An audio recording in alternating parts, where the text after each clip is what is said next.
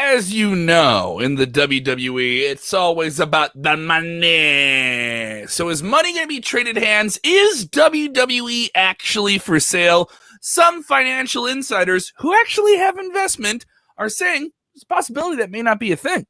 Also, the WWE Draft. That's right. There's been a lot of drafts and shakeups in the last 2 years. It looks like we're getting another one right around the time of, well, we'll tell you in a second. It's your Sportskeeda Wrestling top story of the day. Hit the like button, baby.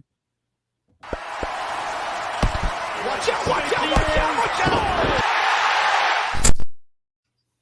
I am Kev Kellam. He is Jose _G_ official. Official. What's going on, everybody? We pop in here late afternoon, weekdays, with all these big stories, breaking, popping off, as the kids say. Popping off? Do they still say popping off? Yeah, some people do. Yeah, some people say that.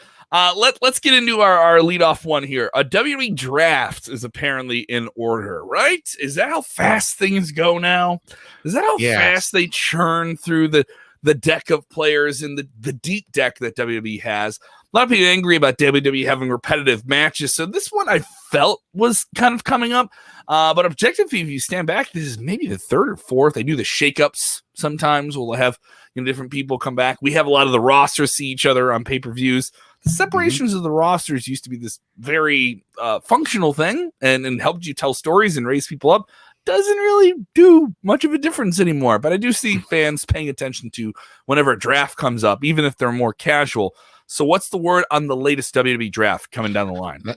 That's right, Kevin. And before we get started, actually, make sure you guys are subscribing. The most important thing you can do right now, make sure you are subscribing, liking, and engaging with the show. The more you engage, the thumbs up, the laughing emojis, the heart emojis, the angry emojis, the more engagement we get with you guys, the more viewers we get. So chime in the comments. Let us know what you're thinking about this story, because today we find out the dates for the WWE Draft. And according to Andrew Zarian, who has been right quite a few times, and also like WrestleVotes, he's kind of gotten kind of spot on with his news. He's hearing that the WWE Draft is scheduled for August 30th, which is Monday Night Raw, and then September 3rd, Friday Night SmackDown. This information has not yet been confirmed by WWE, but he's nailed, him and WrestleVotes has nailed when the fans were going to come back, the stages, a lot of news leading up into all this stuff coming back with the fans.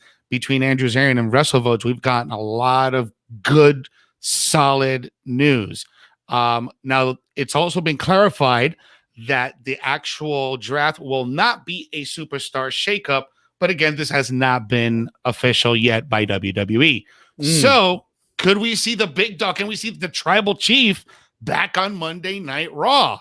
Nathan is texting and saying, does Roman stay on SmackDown or does he head to Raw? He's probably the hottest act right now in terms of general universal, and no pun there, just because he's the universal champion, but general universal praise. Like the storylines with him, the promos with him, everybody who hated him loves to hate him now. They enjoy showing up to see who's going to go in front of his merciless destruction and hubris, right? And could he bring that to Monday Night Raw? Could that translate to a 3-hour show? Could that translate back to Monday Night Raw where he was before? If I'm him, I want to stay on SmackDown. You know what I mean? I also think there is that sense of what show do you want to stay on? You want to stay on the hot show, but you also understand where you're going to be needed. Other people chiming in with, is this a possibility for returns? Is this how you bring a Daniel Bryan back? We've heard that, he's not under contract with WWE as far as we know, but it's just a matter of if and when he comes back, he does come back to WWE. Would you bring him back to Monday Night Raw? So a lot of possibilities, a lot of things that could be shaking up here. Justin says this is going to be awful. He just says it's bad. He doesn't even know what's going to happen. It's just bad. So why not? I'll tell you what, though. Like a Roman moving to Monday Night Raw would be probably the jump start that Monday Night Raw needs right now in order to boost their ratings and make it a really good show.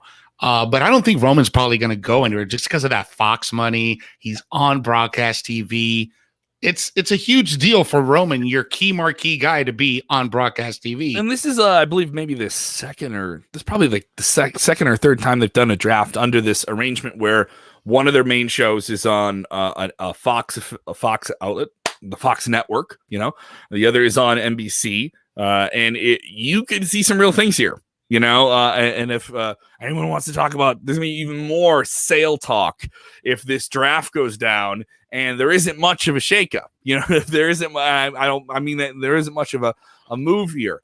We have to say, are they going to be ranked GMs? I don't think they need to. I think we've gotten away from general managers the past few years. We already have them. They have them. They have them. They just don't have one Sonya designated. Yeah, Adam. Yeah. I mean, we may go down that road. They may do that. Who knows? Plenty of time before we get there. Plenty. There's hundreds of hours of content they have to put on television before they actually get there. I just those see are SmackDown and Kevin to SmackDown. Oh, Rorito. All right, I'll go to SmackDown. I'll give up my Friday nights. They're gonna put me on network TV, and we'll just stand on the table behind. We'll have another table behind Michael Cole, you know what I mean. We'll be like the additional table, and we'll be the internet commentary feed. Yeah, the internet commentary. All we do is just read your comments on screen all the time. People say a lot of people with different takes here. I don't know, man. It's needed. I would say that it's definitely feels like when you watch Monday Night Raw, there's a lot of redundancy in terms of matchups and storylines. For the women, I would say this is absolutely needed. They definitely need to shuffle the deck there. But the women's tag belt, they can float between shows. That's made the brand separation feel not as much. Not as much of a thing. Did they need a women's NXT tag team titles when you could have just put the WWE women's tag belt on that show for a while?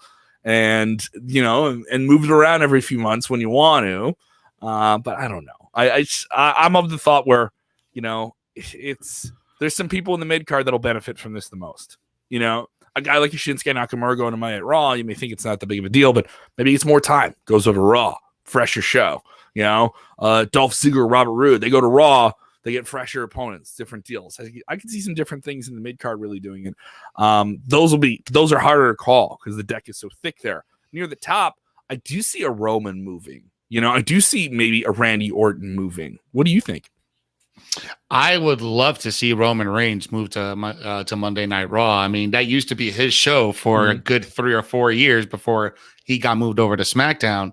And keep Rollins on SmackDown. That way you have a key marquee and Seth Rollins on the blue brand, and then your other key marquee guy on Monday Night Raw on the red brand.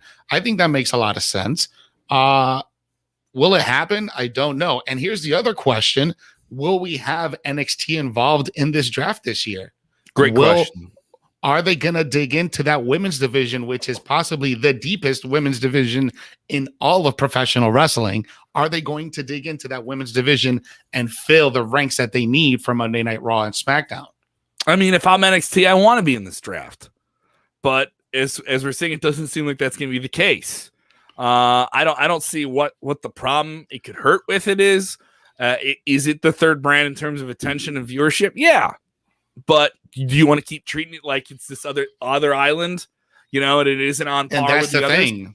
There's no clarity there, because there is no clarity there. Yeah. 1 year they want to call it the third brand when they were involved in Survivor Series, but then they completely just not even acknowledge it the following year. So what is it? Is it a brand or is it your developmental system?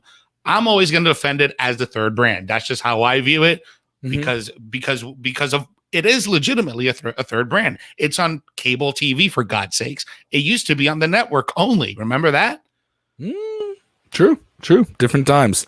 It's now got a TV show. It's got to get maybe some viewership up there. I'd love to see them get a big name. It wouldn't hurt. Would it hurt a whole lot for them to get a big name guy? Shinsuke Nakamura goes back to NXT. That'd be rad. Want to be crazy? Yeah, that would be cool. You want to get crazy? I'll get crazy. Get crazy, bro. Get just loco. For a little while. Just for a little while. I want to see you get loco. Give me a big name guy from Raw or SmackDown that's not doing a whole lot, and drop him in NXT and watch it just be a completely new thing for a guy like him. So if you do something like that, Jeff Hardy in NXT would be different. So here's my thing with that. Like, if you're going to drop a big name to NXT, even though they're at the CWC, if you're going to drop a big name go to NXT, would you want to use that big name for a tour so that way you can start taking NXT on the road? And they're already talking about doing that. NXT is reportedly looking at doing what they call the Coconut Tour, which is just they do these. They're basically non-televised shows. They used to do them all the time over here. They used to do them all the time. They would draw like 200-300 people out here. They were really, really fun shows, and you'd see maybe 1 or 2 people that are on the television show. But basically, it was a big platform for a lot of the performance center talent to come out and perform and get reps and be in front of crowds. And it was like WWE was running their own indie. You know, they were running sometimes separate storylines with it, and they do a lot of fun stuff with it. It was house shows. It was a house show for NXT, basically. And, you know, we were surprised when WWE announced this return to touring in mid-July that included house shows. We thought this would be exclusively just televisions and pay-per-view, and they announced a handful of different house show reps on there. So it wouldn't surprise me, you know, if we see more of this shakeup in a sense of, well, what's a good show that we want to have tour together, too? You know, it's not just television anymore. It's what's the most attractive combination that we want to play with on the house show loops, which they can do anything they want with.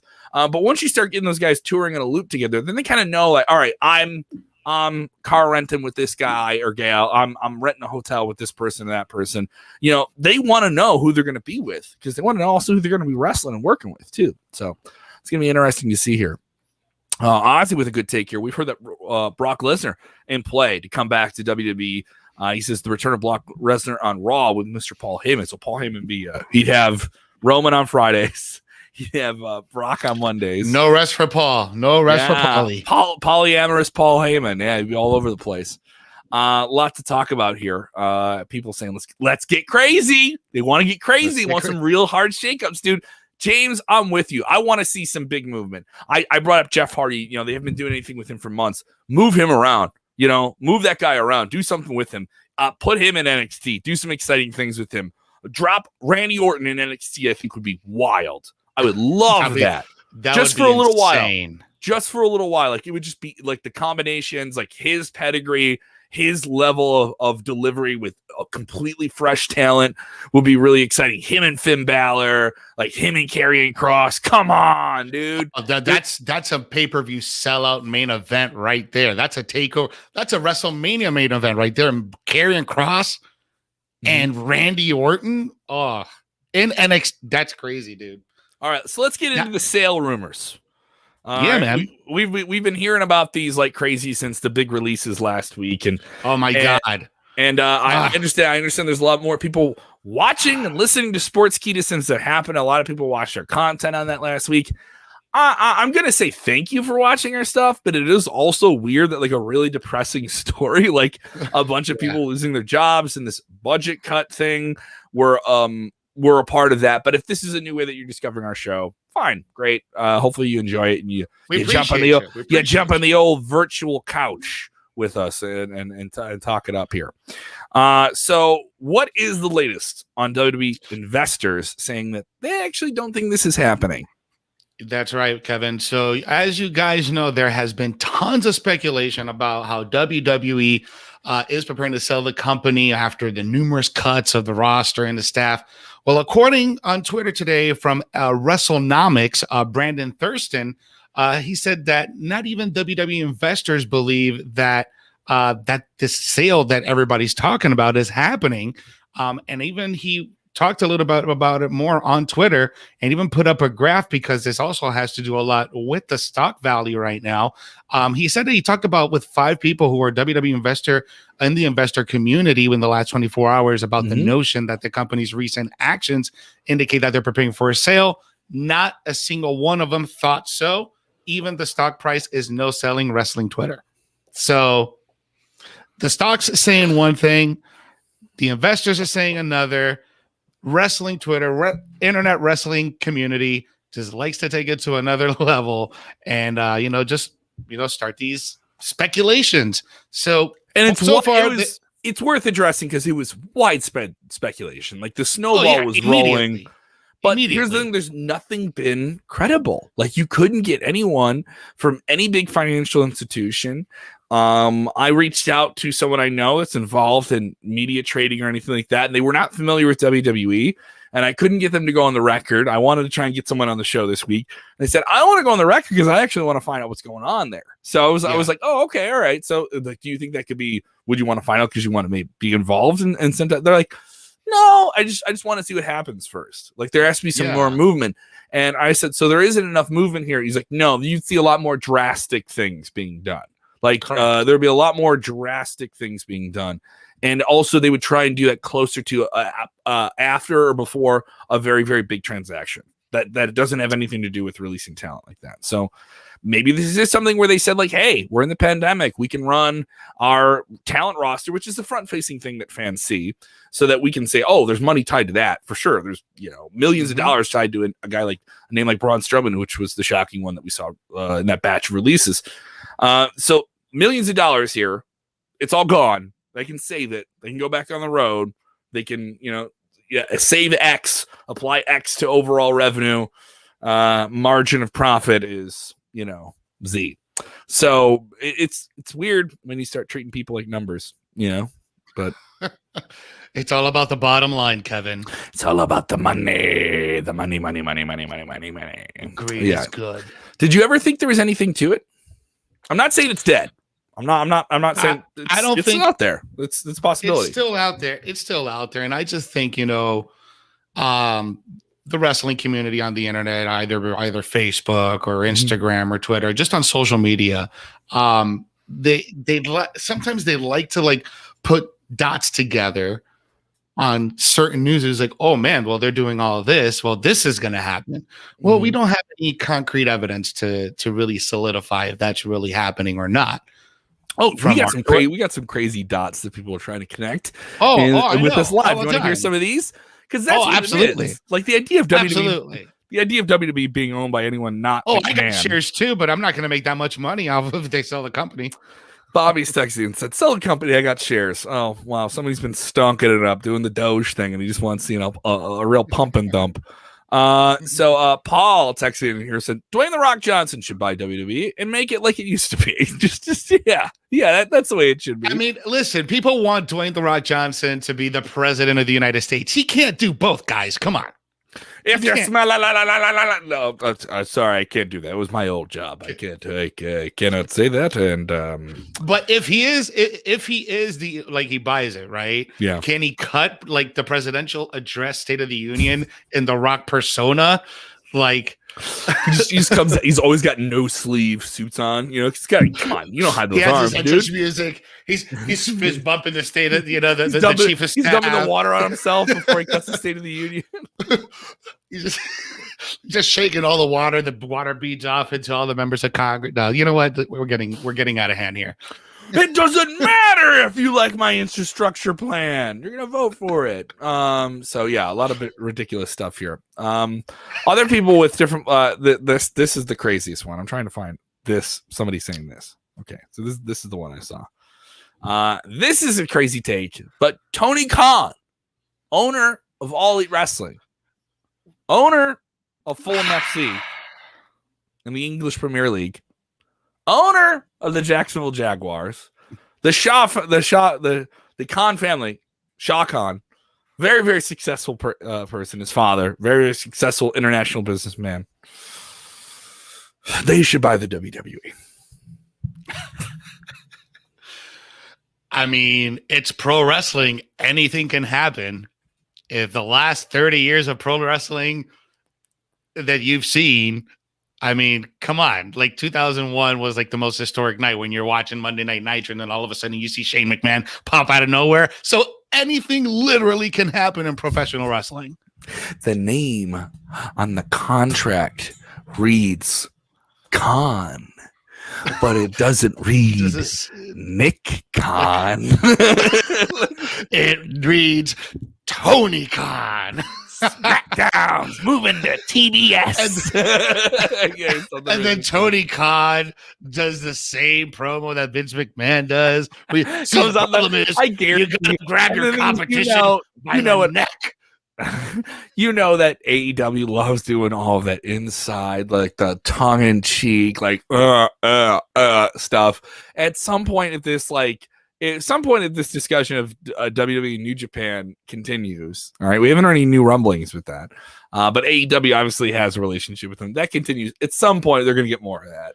Tony Khan's going to cut a promo somewhere on a beach for some reason in a gray turtleneck or something like that. They're going to do weird, silly stuff like that. They're going to keep that up.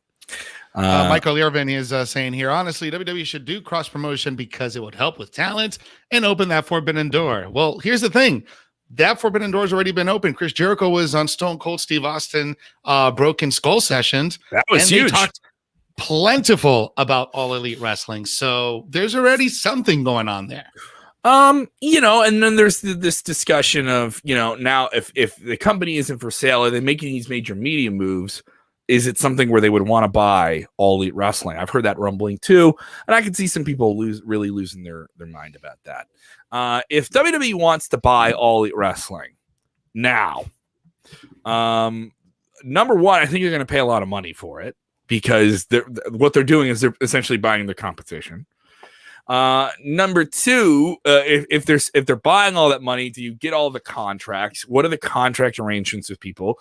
Do you get bit like you did when you did WCW 20 years ago, where the major issue when they bought WCW is, we get the tape library, which in the long run, proved to be worth it because you could do the network with it, right? You could do the WWE Network and the on-demand stuff, and that made it a complete library for hardcore fans to go and get. But at the time, that wasn't viable. So, but you couldn't get all the big names. So if they buy AEW, do we get Moxley? Do we get all these other people? Do they come into the fold? Do you let it run as its own operating entity separately, just so everything's under the thumb, brother? Everything's under one umbrella. I could see the blowback to that being massive, like that would be a seismic hate WWE day. Because what is the number one thing that people do in wrestling? Number one thing, hate on WWE. Is hate on WWE. Hate on WWE. And all the time, blindly and passionately, and take any morsel of any negative morsel and just try and turn it into a Molotov cocktail to throw at a wall and watch. We're taking down the machine. It happens like crazy, man. Yeah, and it's interesting because every time this whole argument comes up, or when there's a major AEW pay-per-view, the first thing is like, they'll go and criticize WWE, or if there's a WWE pay-per-view, people are always gonna crap on it one way or another. They'll always find something negative about it, and they'll always be louder. We touch on this. They'll always be louder all the time about hating it than liking it, because they don't want to seem counteract. There's plenty of people, you guys know, that enjoy something about WWE, but they kind of keep it low key. But it's almost like they're closet fans. I'll be there for the shit post. I'll show up for shit posting and memeing and stuff like that. But you won't catch me saying I like it, even though I like it. Even though I won't watch Raw or SmackDown. Exactly. I'm checking out the pay-per-views. Exactly. It's I don't watch Raw. I don't watch WWE. I watch NXT. You're watching WWE. Shut up. Come on. Exactly. Get over yourself.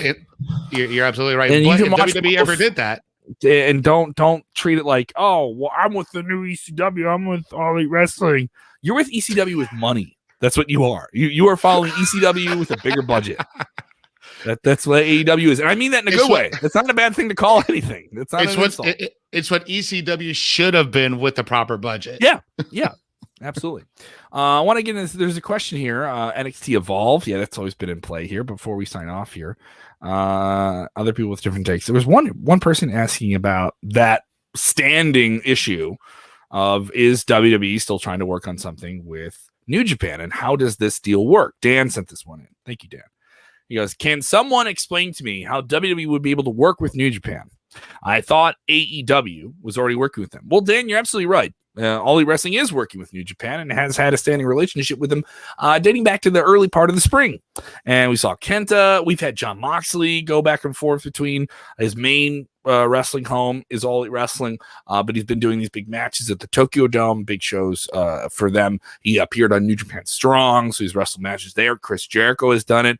They had Yuji Nagata come over and have a match. So a lot more New Japan being presented by All Elite Wrestling and that cabal, that the non-WWE cabal they've formed between them and other promotions like Impact.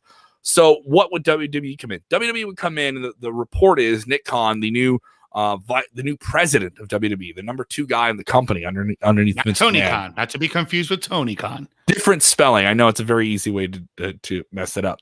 He has said that the report is that he is working on making WWE the American exclusive partner of New Japan Pro Wrestling.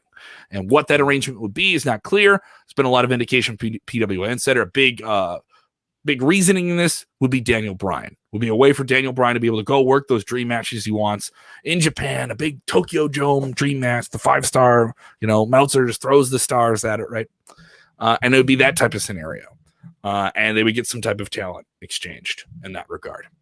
I'm of the thought it's a little bit more, if it does happen, it involves a lot more of WWE trying to have a Eastern expansion into Asia and do some bigger things there, which they've wanted to do for many, many years. So that's how it would work. And AEW would be cut out. And Impact. And Impact would be cut out. I don't see that exactly happening here at the moment. But what's to stop New Japan from playing everybody?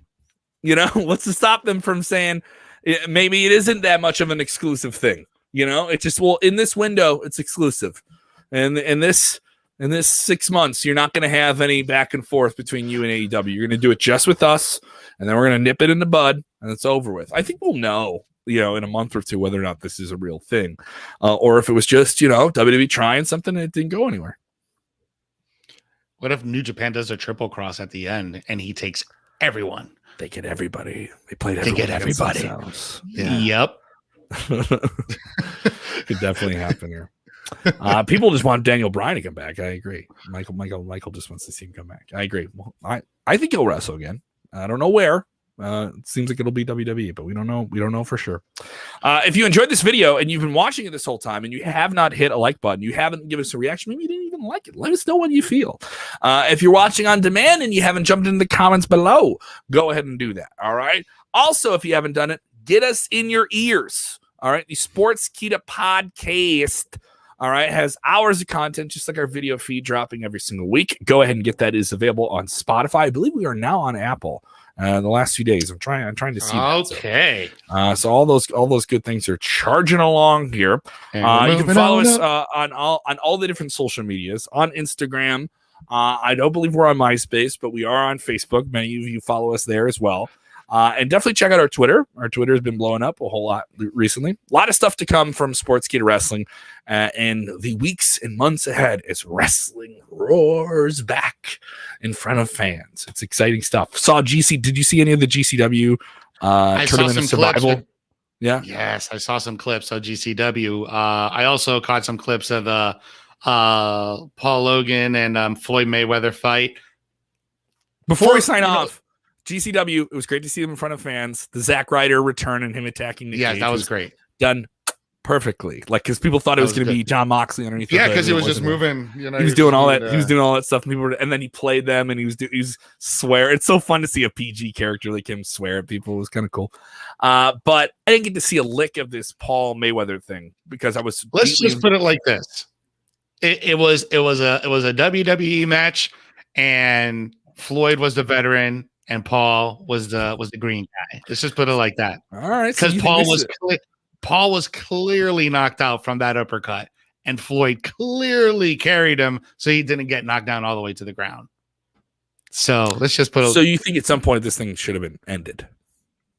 Oh yeah, that match. Like if Floyd would have not caught him, he would have been completely laid out, and Floyd would have won by knockout. So you think the whole thing was? Well, I mean, it wasn't even.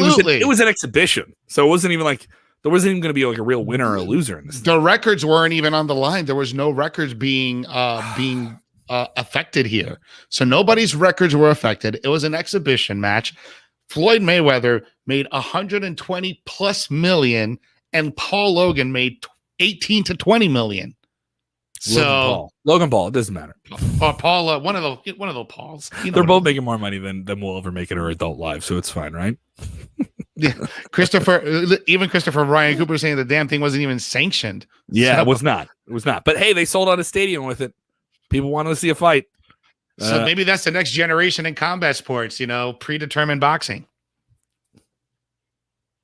It's not like they haven't had fights like this before. You know what I mean? Right. And this is a big thing is these guys sell tickets. You have fighters that are legit that aren't moving the needle like these Paul brothers are. And watch, Mayweather's going to do something with either the other one. If the other one, I know he's taking on Woodley from the UFC. Woodley, last time he was in the UFC, did not look particularly great, but has a stand-up game. So he's going to fight the other Paul brother. That'll be on Triller, I believe. So that'll be a good thing. Yeah. Tip of the cap to Ray Flores. I know Ray Flores very, very well. Him and I went to Columbia College together. We graduated together. He's been calling these fights. I haven't been able to talk to him about this. We've traded a couple of texts before the first big Triller fight that he did, and he just said it was otherworldly to call these fights. So the attention on them is through the roof. So very, very happy for him, in that regard. But hey, a lot of people making money selling tickets and stuff like that. Hey. So there is something to it here. I didn't mind getting some pro wrestling talking about that because it seemed like there's a lot of pro wrestling people that wanted to talk about this is a work. I saw a bunch of people saying this is a work. Like a lot of wrestlers were just going off on this thing. So I thought that was worth mentioning here. I saw a post on Twitter that said, I don't want to hear anybody giving pro wrestling flack after this Paul Logan Mayweather fight. I was like, touche. All right, we went a little long, but I think you enjoyed it. If you like just going long, come on, hit that like button. Go and give us a little bit. Give us some scratches. Give us an itch on the back there. You can follow him on the Twitter machine at Jose_G_official. You can follow me at Kev Kellam. All right, give me a look there. I'm a busy man. I'm chasing one microphone and the next on air for in Rockford, Illinois, Monday through Friday. On air, Springfield, Illinois. On air, 95 Will Rock live tomorrow morning. Trying to get that strap. Trying to earn that the morning busiest man radio show spot. All right, that's what I'm trying to do. The busiest man in the Midwest radio area, bro. Yeah, that's you. You're the Ryan Seacrest of the Midwest. I'm hustling, dude. Hustling. Also, reminder, my wrestling home, AAW, the top independent pro wrestling promotion in the world, presenting Crush and Destroy this Friday. Maybe SmackDown, not your bag. You want to no, come on. Support wrestling. Crush and Destroy on Fight TV. A $13 pay-per-view is going to be fantastic. Also, check out AAW On Demand. We have our shows that we film through the pandemic with safe, distant audiences. I work as a backstage interviewer. I do the Mean Gene stuff for that show. Check that out. AAWOndemand.com. $9 a month. Great on-demand library. Ton of stuff with Seth Rollins before he was a big name. With Ruby Riott before she was a big name. I mentioned one of my favorite matches I've ever seen live was Bryan Danielson versus Silas Young in front of 300 people. That's on there. Go check it out. What do you got going on, bud? Well, man, the Chuck Palumbo interview finally dropped today, so check it out. It's on YouTube, available right there. It's also available on Facebook, so make sure you are subscribing. Hit that notification bell so you always are up to date when we have a brand new video or a live stream. Also, this week I have an interview with the owner of Pro Wrestling Action, brand new promotion here in Orlando, launching their inaugural show, and also some new shows that I've also been involved with, helping with their marketing. Lucha Libre America. This is a new reality show, 10-episode reality show on the 10 hottest prospects in Lucha Libre from Puerto Rico, from Mexico, from South Florida, from all over the place. Right now, it's available on demand, luchalibreamerica.com. So go ahead and check them out. Fantastic 10-episode reality show with all tons of wrestlers you've probably seen on AEW Dark, on independent scene. They're all there. Lucha Libre America. Check it out. And on Thursday night, we got Weekends of Wrestling at 8 p.m. with the current Pro Wrestling Action CEO, Dan Mac Shaw. So check that out. 8 p.m. Thank you, guys. Appreciate the love. Appreciate you guys supporting the show. And remember, when watching wrestling, do the most important thing, which is what, Jose G? Tell 'em! Enjoy wrestling.